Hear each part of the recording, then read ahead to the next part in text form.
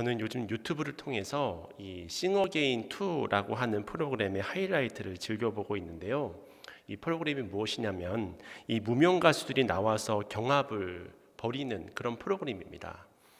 이들이 무명 가수이기 때문에 그들은 이름으로 불리는 것이 아니라 1호, 2호, 3호 이제 이런 형태로 이제 이름이 불려지게 되는데요.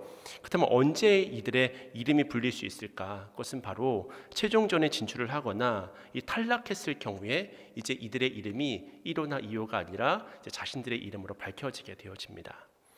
이것을 보고 있으면 참 우리가 살아가는 인생이라고 하는 것이 참 역설적이라는 생각을 하게 되는데, 왜 그러냐면 제가 정말 놀라게 되는 것이 무엇이냐면요, 어쩌면 보는 무대마다 저렇게 노래를 잘할 수 있을까, 이 사람이 이번엔 좀 우승할 것 같네 라고 생각을 했는데 그 다음번에 나오는 사람은 더 잘하는 거예요. 그러면 이 사람이 한번 이번엔 좀 우승을 할 수 있을까라고 하면 그 다음번에 나오는 사람은 더 잘하는 것입니다. 아니, 우리나라에 이렇게 노래 잘하는 사람이 많나? 이제 그런 생각까지 들고요. 말 그대로 아직까지 방송에 나오지 못해서 그렇지 이 우리나라에 이 노래 잘하는 제야의 고수들이 얼마나 많은지, 참 우리나라 사람들이 끼가 많고 재능이 참 많구나, 이제 그런 생각을 하게 되었는데요. 왜 우리가 히든싱어라고 하는 프로그램만 봐도 이 진짜 가수와 이 모창 가수의 실력 차이라고 하는 것이 별로 나지 않지 않습니까? 어떤 때는 진짜 가수가 탈락을 하기까지 합니다. 이렇게 실력 차이는 별로 없는데 누구는 유명세를 치르고 누구는 무명이고, 결국 이들이 이제 자기 실력을 제대로 평가받고 이제 유명해지겠죠. 유명해지긴 하겠지만 자신이 가진 재능이라든지 어떤 능력과는 상관없이 그 이전에 오랜 동안 이 실현의 시간이 있었다고 하는 것을 우리가 확인할 수 있다고 하는 것입니다. 사실 이 프로그램은 가수에 국한된 것이지만 이것을 우리 사회 전 분야로 확대해 보면 날마다 치열하게 열심히 살아가지 않는 사람들이 누가 있겠습니까?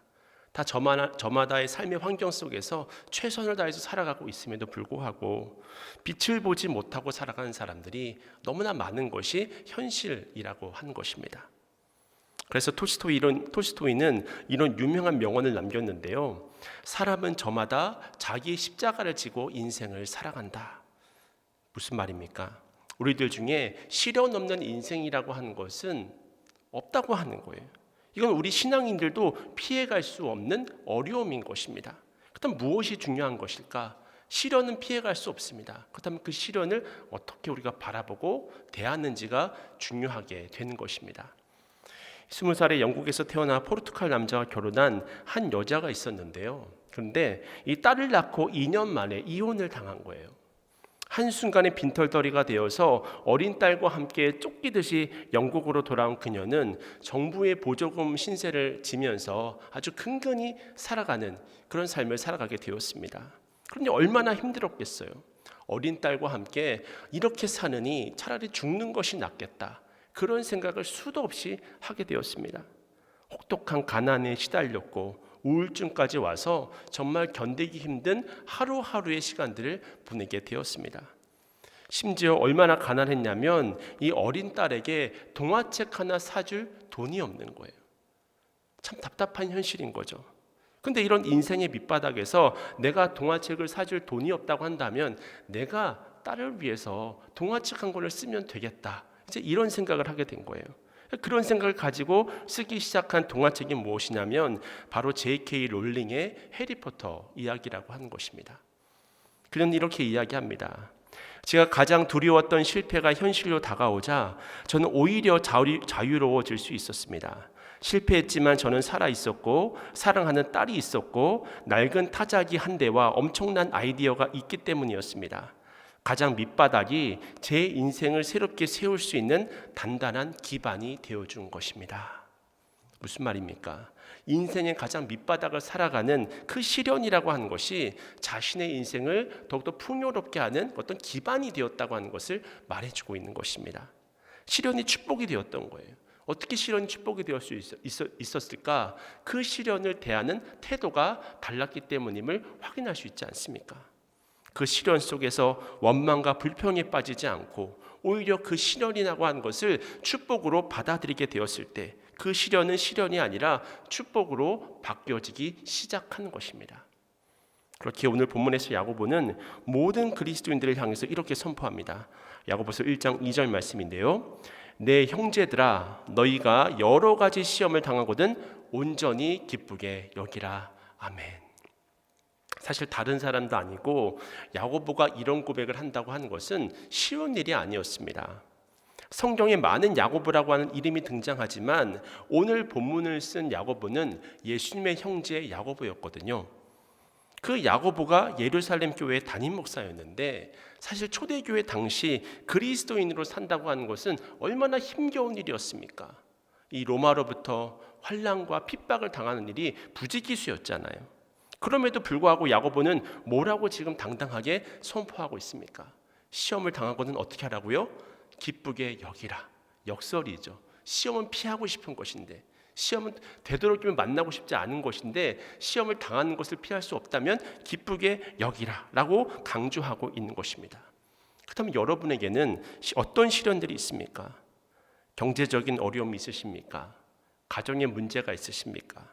때로는 관계의 회복 때문에 힘들고 어려움 가운데 계시지 않습니까?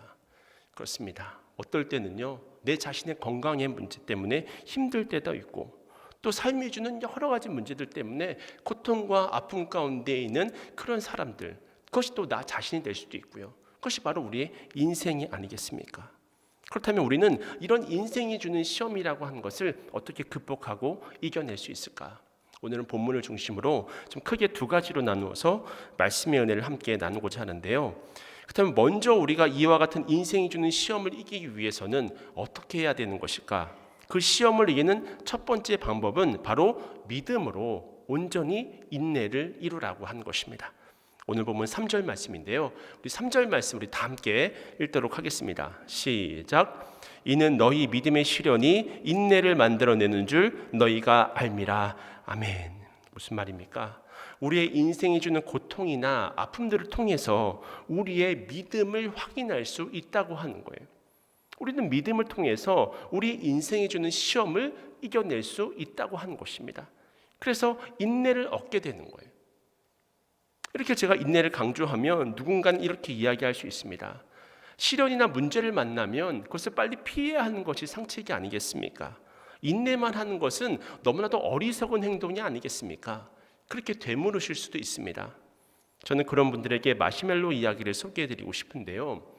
이 마시멜로 이야기는 이 미국 스탠포드 대학의 윌터 미셸 교수의 마시멜로 실험을 가지고 교훈을 만들어낸 책입니다. 아마 많은 분들이 잘 알고 계실 텐데 이 실험을 만종 류의 실험이라고도 하는데요. 이 실험이 어떻게 시작되냐면 3시간 동안 아무것도 먹지 않은 아이들에게 이 마시멜로를 주는 거예요. 그리고 당장 먹을 수도 있고 15분 뒤에 먹을 수도 있는데 네가 만약에 15분 동안 참고 인내하고 기다려서 그 다음에 마시멜로를 먹게 되면 마시멜로 한 봉지를 줄게, 이렇게 이야기를 하는 것입니다. 사실 3시간 동안 굶주린 4살짜리 아기가 이 자기가 좋아하는 마시멜로를 먹지 않고 15분간 견딘다고 하는 것은 참 쉽지 않은 일이잖아요. 그렇다면 과연 그 결과는 어떻게 되었을까? 이 마시멜로를 받은 그 70%의 아이들이 마시멜로를 받는 즉시 그것들을 다 먹어버렸다고 하는 거예요. 그런데 30%의 아이들은 마시멜로를 먹지 않고 15분을 더 기다림을 통하여서 인내했던 거죠. 기다림을 통해서 마시멜로 한 봉지를 받아가더라는 것입니다. 근데 이 웰터 미셸 교수가 15년이 지난 후에 이 아이들이 어떻게 살고 있을지가 너무나 궁금한 거예요. 그래서 조사를 했더니 놀라운 사실을 발견할 수 있었습니다. 그 인내했던 아이들의 30%는 참지 못한 아이들에 비해서 청소년기에 더 좋은 사회적인 관계를 형성했다고 하는 거예요. 더 우수한 대학에 진학했으며 더 나은 신체와 자아 존중감, 또 사회생활에 적응, 또 사회적 지위, 연간 수입 등에서 훨씬 그렇지 못한 아이들에 비해서 상회하는 수치를 나타냈다고 하는 것입니다. 즉 어렸을 때 자제력을 보였던 아이들이 나중에 커서 아주 바람직한 삶을 살아가고 있는 것을 확인할 수 있었다고 하는 거예요. 결국 무슨 말입니까? 인내라고 하는 것이 어떨 때는 참 바보 같아 보이지만 그것이 바로 우리가 가질 수 있는 축복이 되어진다고 하는 것입니다. 사람은요, 살아가면서 3가지 후회를 한다고 합니다. 첫째는 좀 더 즐겁게 살 걸. 이왕 사는 김에 참 즐겁게 살 수 있었는데 왜 그렇게 짜증을 내고 불평을 내면서 살았을까? 즐겁게 살아야 되는데 그것을 후회한다고 합니다. 두 번째는 좀 더 베풀지 못하는 것을 후회한다고 하는 거예요. 어차피 죽을 때 다 가져가지도 못하는데 나만 위해서 사는 것이 아니라 조금 더 나누고 조금 더 베풀고 그런 삶을 살아갔으면 좋았을 걸. 이제 그런 후회를 한다고 합니다. 마지막 세 번째 후회는 무엇이냐면 좀 더 참지 못한 것을 후회한다고 합니다. 저도 그런 경험들이 많이 있지만 한순간을 참지 못해서 이 가슴을 치면서 어려움을 겪었던 이야기를 우리들의 일상에서 많이들 또 주변에서 경험하고 보고 있지 않습니까? 결국 우리가 시험을 이기기 위해서 가장 필요한 것 중에 한 가지가 무엇이냐면 그것이 바로 인내라고 하는 거예요. 그렇다면 우리는 어떻게 인내할 수 있을까? 오늘 성경은 우리의 믿음이 굳건할 때 인내함으로 그 모든 시험에서 승리하고 있다고 말씀하고 있습니다. 그러니까 이 성경을 보게 되어지면 믿음이라고 하는 단어 그리고 인내라고 하는 단어를 오늘 본문을 보게 되면 인과적으로 연결시켜 주고 있는 것을 확인할 수 있습니다. 그러니까 인내라고 하는 것이 내 힘으로 내가 가지고 있는 능력을 가지고 버텨내고 이겨내고 그런 것이 아니라 우리 신앙인들이라고 하는 것은 믿음으로 인내함을 통해서 하늘의 축복을 얻게 된다는 사실을 깨달으시길 축원합니다. 그것이 바로 중요한 거예요. 그래서 이런 이야기가 있습니다. 어떤 사람이 죽어서 천국에 갔는데 천사들이 뭔가를 막 열심히 포장하고 있는 거예요. 그래서 무엇을 포장하고 있나 천사들에게 물어보니까 사람들에게 보내줄 축복이라고 하는 것을 포장하고 있다고 하는 것입니다. 그런데 가만히 보니까 그 축복을 어디에다 포장을 하느냐 하면 바로 고난이라고 하는 포장지에다가 그 고난이라고 하는 포장지 안에다가 축복을 포장했던 거예요.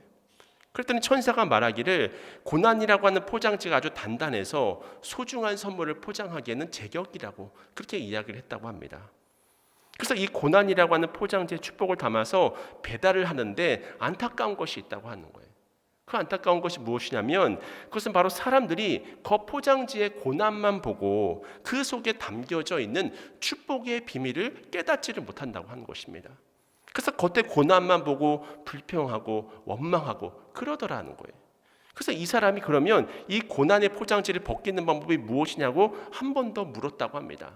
그랬더니 이 천사들이 고난의 포장지를 벗기는 방법은 바로 감사하고 기뻐하는 것이다. 그렇게 이야기를 했다고 합니다. 그래서 오늘 본문을 보니까 이것이 정말 성경의 이야기잖아요. 그래서 오늘 본문 2절을 제가 다시 한번 읽어드리면요. 내 형제들아 너희가 여러 가지 시험을 당하거든 온전히 기쁘게 여기라. 시험을 당하거든 어떻게 하라? 기뻐하라고 하는 것입니다. 감사하라고 하는 것입니다. 왜냐하면 우리 힘으로 인내하고 우리 힘으로 기뻐하는 것이 아니라 하나님께서 예비하신 축복이 있을 것을 믿고 감사하고 기뻐하라고 하는 거예요. 그래서 기뻐하는 것이 믿음의 고백입니다. 이 사실을 믿음으로 우리는 인내할 수 있고 그 힘을 통해서 인생이 주는 그 모든 시험들을 극복하고 이겨낼 수 있는 거예요. 이것이 바로 세상 사람들과 이 믿는 사람들의 차이점이라고 하는 것입니다. 앞서 잠깐 말씀드렸습니다만 우리가 본문 1절을 보게 되면 이 야고보가 흩어져 있는 12지파에게 편지를 보내고 있거든요. 그러니까 예루살렘에서 함께 예배를 드리다가 스데반의 순교 이후에 이 박해로 인해서 다 뿔뿔이 흩어진 상황입니다. 고난의 상황입니다. 핍박의 상황입니다. 끊임없는 환난과 또 곤핍과 빈궁이 있는 그런 상황입니다. 그러니까 야고보는 그 흩어진 성도들이 걱정이 되어서 성령의 감동을 받아서 고난 속에 있는 성도들에게 편지를 보내는 거예요. 그러니까 지금 이 고난이라고 하는 것은 포장지라고 하는 것입니다. 그리고 그 속에 하나님이 예비하신 기가 막힌 축복의 선물을 담은 포장지라는 사실을 기억하고 기뻐하라고 선포하고 있는 거예요. 이 메시지를 흩어져서 고난을 당하고 있는 자신의 그 지체들에게 전하고 싶었던 것입니다. 그렇기 때문에 이런 고난이 온다고 하는 것은 우리가 원망을 하거나 불평을 해야 하는 것이 아니라 믿음으로 말미암아 온전히 기쁘게 여길 수 있어야 한다고 하는 거예요. 이렇게 행할 수 있는 것이 바로 믿음이라고 하는 것입니다. 그렇습니다. 우리가 당하는 시련이라고 하는 것은 우리 신앙인들의 믿음을 재련하는 방법입니다. 여러분도 잘 알다시피 이 금이라고 하는 것을 뜨거운 풀무불 속에 넣게 되면 뜨겁게 할 때 이 금이 녹아버리잖아요. 이 금이라고 하는 고체가 액체가 되고 그 금속 사이에 끼어 있는 모든 불순물들이 다 제거가 되지 않습니까? 사라지지 않습니까? 결국 순수한 정금만 남게 되는 것, 이것이 바로 믿음의 실현이라고 하는 것입니다. 이처럼 시험과 고난의 뜨거움을 통해서 우리의 믿음이 정금과 같이 되어서 나오게 되는 거예요. 그렇게 우리가 온전한 믿음 위에 굳게 서게 되면 우리가 신뢰하던 많은 것들이 사실 헛된 것이었다는 것을 깨닫게 되잖아요.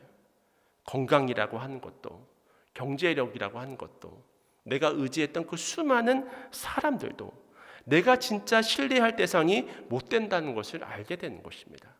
다시 말해 고난의 불에서 내가 세상적으로 붙잡고 있는 그 모든 것들이 불타버리는 거예요. 사라져버리는 것입니다. 정금만 남는 것이고 주님만 남는 거예요. 여러분, 그것만 있으면 되는 것이 아니겠습니까? 근데 아무리 뜨겁게 불타오르는 풀무불이라고 할지라도 그 남아있는 것이 바로 믿음이라고 하는 것입니다. 이 믿음에 대해서 베드로가 이런 이야기를 했습니다.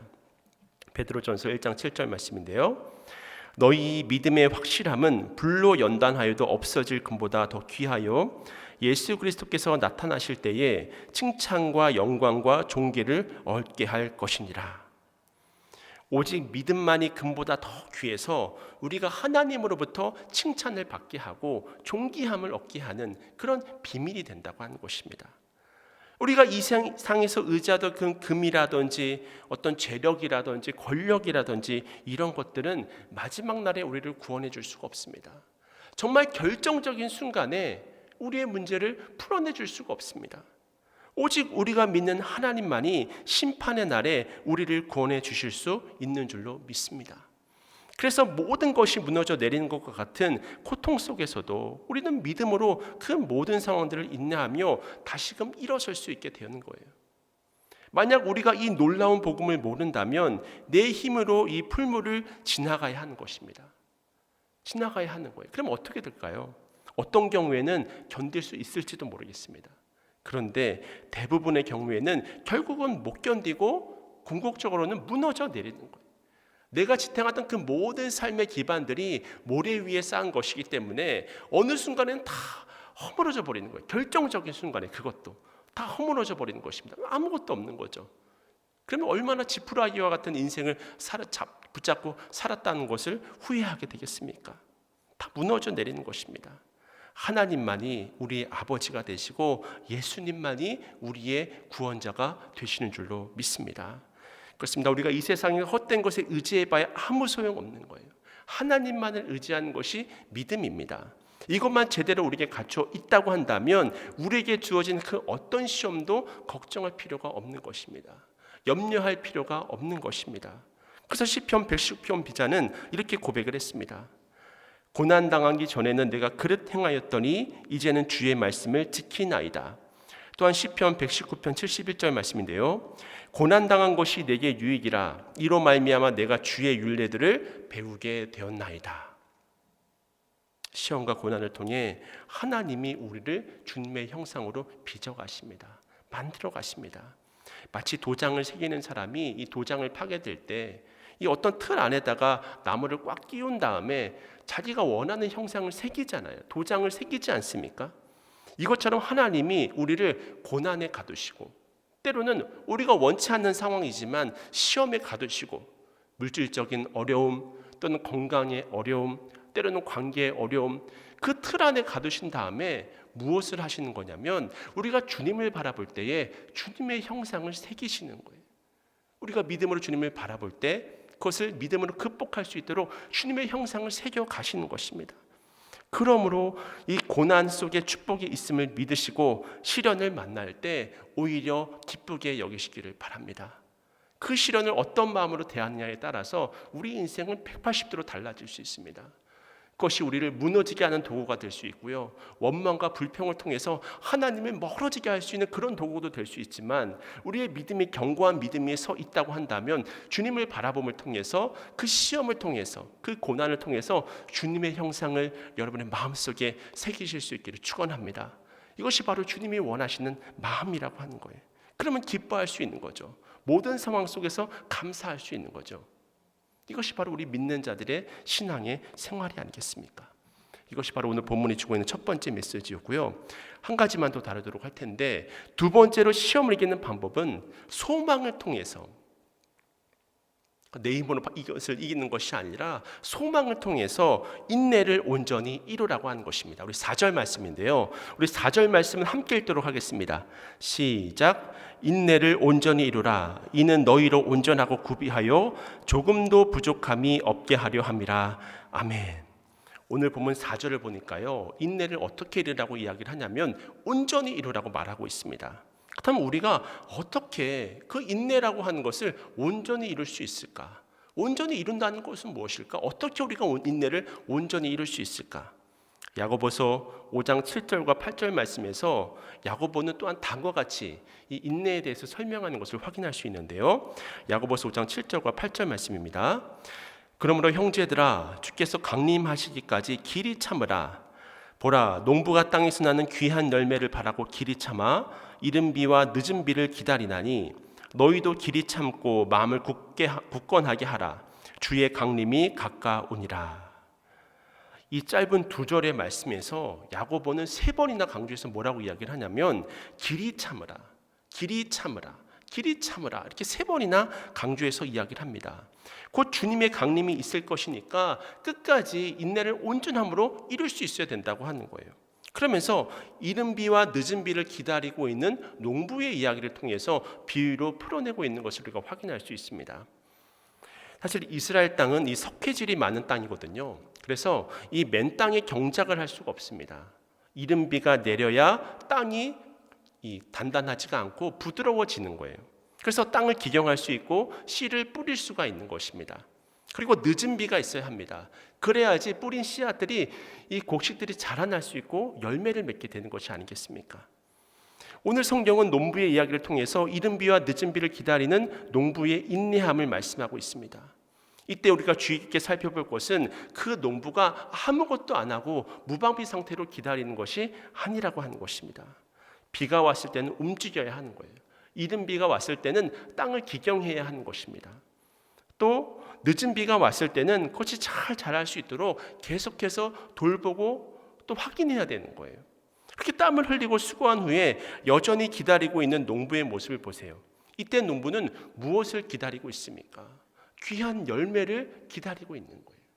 그 경작하는 일이, 그것들을 이 농작물들 돌보는 일이 참 힘들고 고되고 또 어려운 일이겠지만 소망이 있습니다. 어떤 소망이 있습니까? 귀한 열매를 보고자 하는 소망이 있는 거예요. 마찬가지로 우리 모든 믿는 그리스도인들은 무엇을 기다리고 있습니까? 주님의 다시 오심을 기다리고 있는 거잖아요. 주님 다시 오실 때까지 오늘 에베네셀 찬양대가 너무나 이 귀한 찬양을 오늘 들려주셨는데요. 그 주님의 다시 오심, 주님의 강림을 우리가 기다리는 것이 아니겠습니까? 그것이 바로 우리의 소망인 거예요. 이 소망 가운데 우리의 인내가 온전함으로 이루어질 수 있습니다. 그 소망이 있을 때 우리에게 주어진 환경을 모든 것을 합력해서 선을 이루시는 그 하나님을 신뢰함으로 버텨내고 이겨낼 수 있는 거죠. 그러므로 주님 주신 축복을 받아 누리게 되어지는 것입니다. 이 피터 프레클이라는 이 유대인 정신과 의사를 잘 알고 계시죠? 아마 여러 번 들어보셨을 이야기 같은데, 이 1942년에 나치 치하 가운데 그는 죽음의 수용소로 이동을 하게 됩니다. 이 아우슈비츠에 있었던 일들 가운데 한 가지를 이 그의 책 죽음의 수용소에서 소개하고 있는 것을 이제 확인할 수 있는데요. 그 내용은 다음과 같습니다. 이 피터 프랭클에 따르면 1944년 성탄절과 1945년 새해에 가장 많은 유대인들이 사망을 했다고 하는 것입니다. 근데 특이점이 무엇이냐면 사실 그때까지의 상황이라고 하는 것은 어제나 오늘이나 내일이나 별반 달라진 것이 없다고 하는 거예요. 그런데 그럼에도 불구하고 제일 많은 유대인들이 죽을 수밖에 없었던 이유가 무엇이냐면 그것은 그 당시 많은 사람들이 1944년 성탄절이 되어지면 다 풀려날 줄 알았던 거예요. 그렇게 기대하고 있었던 소망이 있었다고 합니다. 그런데 그 소망이 어느 순간 사라져버린 거죠. 성탄절이 지났는데도 여전히 감옥은 계속되는 거예요. 어제와 같은 오늘이, 또 오늘과 같은 내일이 기다리고 있으니까 더 이상 이것을 버텨낼 힘을 다 잃어버렸던 것입니다. 인내함을 잃어버렸던 거예요. 그렇게 되니까 이 많은 유대인들이 소망을 잃어버린 채 세상을 떠났다는 거예요. 그런데 안타까운 사실은 무엇이냐면 그리고 나서 4개월 후에 이 히틀러의 죽음으로 모든 사람들이 석방되게 되었습니다. 그러니까 어떻게 보면 4개월만 더 버티면 되었는데 4개월만 더 인내하면 자유를 얻을 수 있었는데 그 소망이 사라져 버리니까 그 짧은 기간조차 버틸 수 없게 되어져 버린 거예요. 마음의 문제죠. 근데 여러분, 우리에게 주어진 시험을 이기는 데 있어서 이 소망이라고 하는 것이 얼마나 중요한지를 이 이야기를 통해서 우리가 확인할 수 있잖아요. 마찬가지로 우리에게 뜻하지 않는 시련이 찾아올 때 소망이 있다고 한다면 주님의 함께 하심에 대한 소망, 또 주님을 통해서 주님 다시 강림하실 때 또 우리 또한 천국에 거할 것이라고 하는 그 소망이 있다고 한다면 반드시 어떤 문제든 이겨낼 수 있습니다. 그래서 로마서 5장은 우리에게 말씀합니다. 다만 이뿐 아니라 우리가 환난 중에도 즐거워하나니 이는 환난은 인내를, 인내는 연단을, 연단은 소망을 이루는 줄 알미로다. 아멘. 인내라는 것을 통해서, 연단이라는 거 하는 것을 통해서 결과적으로는 소망을 만들어낸다고 하는 거예요. 그 소망으로 인해서 우리는 우리에게 닥친 그 어떤 어려움이라도 이겨낼 수 있게 되는 것입니다. 이처럼 우리가 소망을 바라보기에 사도 바울은 로마서 8장 18절에서 또 이렇게 고백을 하는데요. 생각하건대 현재의 고난은 장차 우리에게 나타날 영광과 비교할 수 없도다. 이처럼 소망이 있다면 견뎌낼 수 있는 거예요. 또한 이사야서 40장 31절 말씀입니다. 오직 여호와를 앙망하는 자는 새 힘을 얻으리니 독수리가 날개치며 올라간 같을 것이요 다른 박질하여도 곤비하지 아니하겠고 걸어가도 피곤하지 아니하리로다. 아멘. 이 이사야서 40장에 등장하는 이 앙망이라고 하는 단어는 단순히 바라는 것이 아닙니다. 아주 간절하게 사모하면서 기다리는 것, 이것이 바로 앙망이라고 하는 것이거든요. 무엇을 바라볼 때 독수리가 날개쳐 올라가는 것과 같은 그런 힘을 얻을 수 있습니까? 그것은 바로 주님을 앙망하는 것입니다. 주님께만 소망을 두는 것입니다.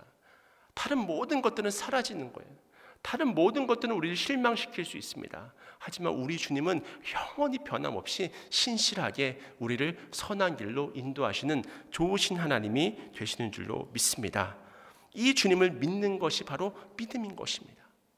이것이 우리의 소망이 되는 거죠. 이제 이야기만 드리고 말씀 마치고자 하는데요. 이 유명한 여류 시인이었던 루스 켈빈이 이 고통의 기진함이라는 시에서 자기의 마음을 이렇게 기도로 표현을 했습니다. 우리 주여, 저는 흔들리지 않는 확신을 얻나이다. 긍정적인 든든한 확신을. 주님께서 저에게 말씀하신 그것이 절대 변하지 않는 진실임을, 그러나 오늘은 나의 병든 몸이 힘을 얻으며 저희 찌르는 고통도 가라앉음을 느낍니다. 내일은 다시 나에게 어려움이 닥치더라도 몸이 틀리는 고통이 찾아와 숨을 쉴 수 없고 끝내는 마지막 소망의 싹까지 고통이 삼켜버릴지라도 그때도 믿을 수 있는 당신의 보이지 않는 손길을 붙잡고 당신의 아침을 기다리도록 저에게 은총을 허락하여 주소서. 우리는 종종 그렇게 질문할 때가 있습니다. 하나님, 언제까지입니까? 언제까지만 나만 이런 고통 가운데 머물러 있어야 합니까? 이런 고백을 한다는 것은 그만큼 주어진 그 상황이라고 하는 것이 괴롭다고 하는 거잖아요. 외롭다고 하는 거잖아요. 고통이 극심하다고 하는 것이 아니겠습니까? 하지만 그토록 우리가 인생의 힘겨운 씨름을 하고 있을 때 우리 주님은 우리를 절대로 고아와 같이 홀로 내버려 두지 않으십니다. 내가 하나님이 침묵하는 것처럼 느껴지는 그때에도 하나님의 보이지 않는 손이라고 하는 것은 나의 삶을 붙들고 계시고 우리의 가정을 붙들고 계시고 우리의 과거와 현재의 그 모든 미래를 주권적으로 하나님께서 다 붙드시고 계시는 거예요. 이것을 여러분들이 믿으셔야 합니다. 그게 붙드셨을 때 그 붙드심은 우리를 결코 낙심과 좌절의 자리로 이끌지 않습니다. 반드시 선한 길로, 반드시 기쁨이 넘치는 길로, 반드시 감사가 넘치고 소망이 넘치는 길로 인도하여 주시는 거예요. 형통과 축복의 길이 바로 우리 소망의 끝인 줄로 믿으시길 축원합니다. 그리고 이 소망을 우리가 끝까지 붙들고 놓지 않는다고 한다면 하나님은 그 어떤 시련 속에서도 우리를 주권적으로 붙들어 주시고 우리 안에 주님의 형상을 새기시는 거예요. 다만 우리가 믿음으로 주님을 바라보고 있기만 한다면 우리 안에 주님의 형상을 새기시는 거예요. 그러니 오늘 야고보서 기자의 이야기처럼 기뻐할 수 있는 거예요. 감사할 수 있는 것입니다. 바라기는 날마다 주님의 선하심을 바라보시길 축원합니다. 그러므로 늘 주님 주신 그 힘을 통해서 주어진 모든 상황을 승리의 기회로 여시고 하나님을 더욱더 뜨겁게 만남을 통해서 늘 주님께 영광 돌리는 삶을 살아가시는 여러분 모두가 되시기를 주님의 이름으로 축원을 드립니다.